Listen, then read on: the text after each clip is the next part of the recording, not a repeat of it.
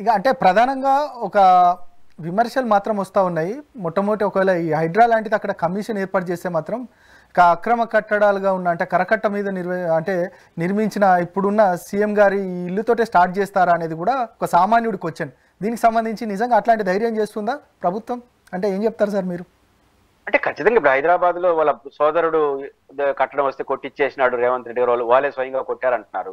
ఇక్కడ కూడా ఏమంటారు, చంద్రబాబు నాయుడు గారు ఇల్లు ఉన్నారు కదంటారు. ఆయనకి పెద్ద ఇబ్బంది లేదు. చాలా మంది ఏమంటారు చంద్రబాబు ఇల్లు, చంద్రబాబు సొంత ఆస్తి ఏం కాదు, అది కొట్టేస్తాడు. ఆయన ఏమైంది, అది అక్రమ కట్టడం అని ఉంది. ఆయన సమ్ ఎక్స్ రెంటకున్నాను అంటున్నాడు చంద్రబాబు గారు.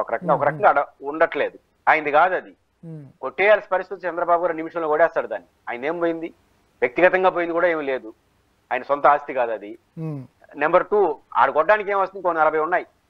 ఈ తెల్లారితని సాయంత్రం వరకు ప్రవచనాలు చేసే మఠాధిపతులు, పీఠాధిపతులు, బిగ్ షాట్స్, ఆయన ఎవరో ప్రకృతి వైద్యంతో ప్రజల ఆరోగ్యాన్ని కాపాడే ఒక మహానుభావుడు ఆయన ఎవరు ఉన్నారు కదా.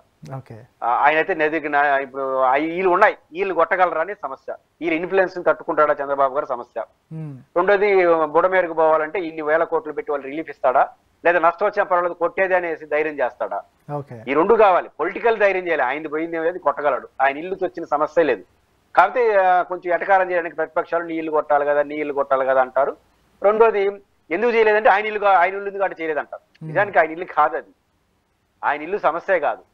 బుడమేరు సమస్య రాజకీయ సమస్య, ఇక్కడ పొలిటికల్ ఇన్ఫ్లుయెన్స్ సమస్య, రేపు అమరావతిలో మహానగరం నిర్మాణం చేసే సమస్య. ఇది ఈ 3 సమస్యలు పరిష్కరించుకుంటే బ్రహ్మాండంగా చేయొచ్చు. Right sir, thank you very much sir.